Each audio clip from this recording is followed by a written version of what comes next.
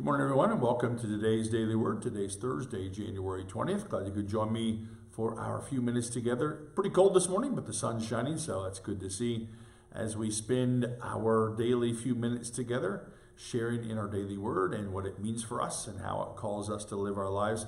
Tomorrow, there will not be a daily word tomorrow. I have two doctor's appointments, and so it's right in the middle of this time. So there will not be a daily word tomorrow. I want to encourage you to join us for worship on Sunday morning at 10:15. We're going to talk about Jesus's, beginning his ministry, as Luke tells it, by preaching, by going to the temple and using the ancient words to begin the conversation about who he is and preparing people for what he's about to do in the world. It's a powerful word that we hear. So I invite you to join us for worship on Sunday morning at 10:15. If you can't join us in person, you can always join us via Facebook Live as we share in our time together. So for this morning, the scripture comes from the Gospel of Luke. We've jumped way ahead, of course, in the narrative from where we are, but Jesus in these particular verses is in the Garden of Gethsemane, and he's praying, and he understands what's about to happen. And he's overcome, if you will. And so he prays this interesting prayer that we get to hear a piece of.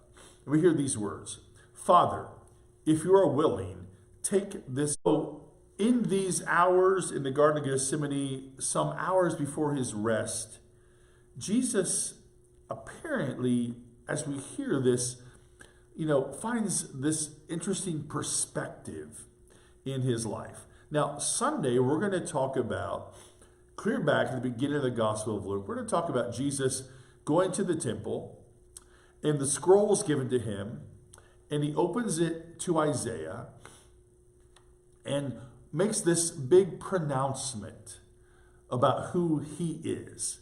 And he rolls it up and says, what you've heard me say, what the words you've heard read, that's me that it's talking about. And he preaches, if you will, this sermon to them. And that begins his 3-year ministry and all the things that take place. And then we arrive at this place. Now, Jesus knows this is what he's destined for, I guess is a right word. But he prays this prayer because, in these hard moments of life, what we often need most, right, to God. If you're willing, take this cup from me. Yet not my will, but yours be done. He makes this request known to God.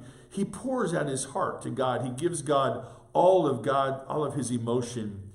And what he really does, I think that's really amazing to me, is that he makes his perspective known.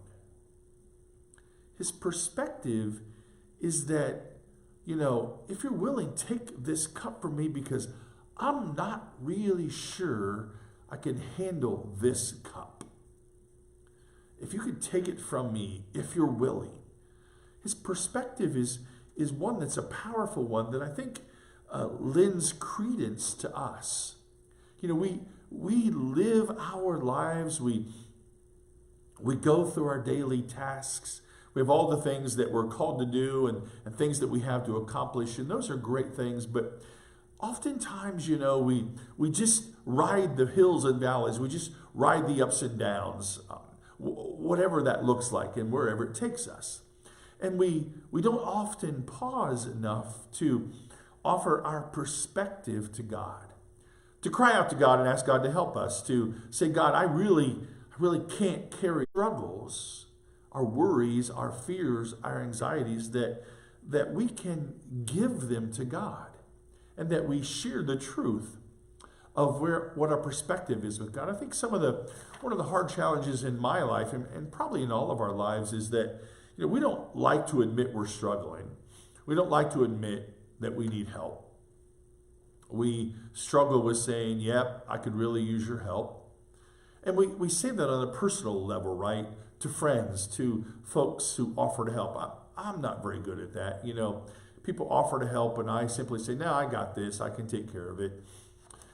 We do that with each other, but I think we also sometimes do it with God in our relationship with God. We don't share our struggle, our perspective with God, that when we feel like we're deep in the mud or we just can't carry the cup anymore, that we just cry out and give that to God. So Jesus says, take this cup from me, yet not my will, but yours be done. Because Jesus, in the midst of that, then listens to what God has to say. And in the midst of that, Jesus finds a reprieve. I have to tell you, I've read these verses over and over and over and over again in my life. You know, they're part of the Maundy, Thursday, Good Friday narrative that I've done forever and a day. But this morning, early this morning, when I read this, and just now when I read it for you, the second part of this is almost new to me. An angel from heaven appeared to him and strengthened him. I'm not sure I've read that in that particular way, or even had it strike me, because Jesus makes this request to God. He offers God his perspective, and God hears him, and an angel from heaven appears to him and strengthens him.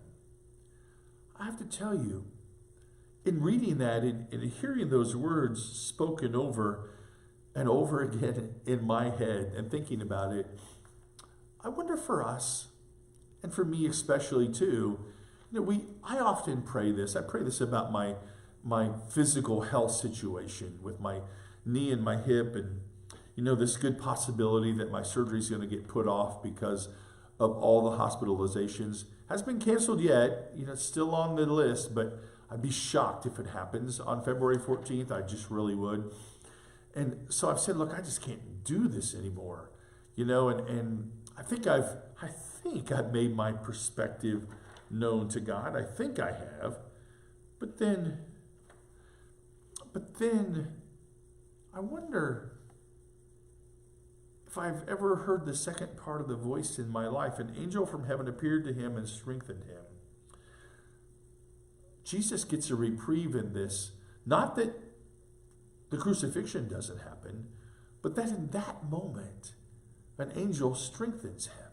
God comes and gives him a reprieve and strengthens him.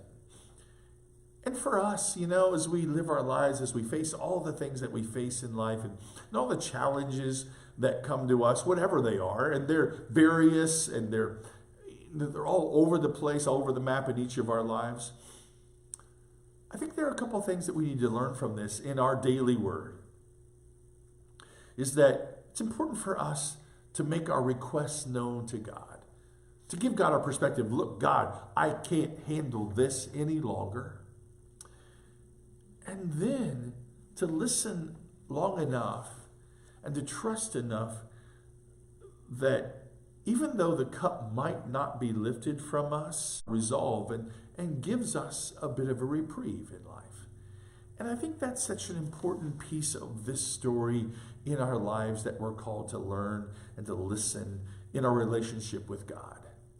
You know, to have the courage to say what Jesus said, look, I can't do this. If you could, take this cup from me. And then to trust that God meets us where we are and helps us and strengthens us along the way. That's how I think we should be and are called to be in the presence of God. And so I pray that for us, as we live our lives, as we journey through them, that we'll have the courage to give our perspective to God. God, I can't do this.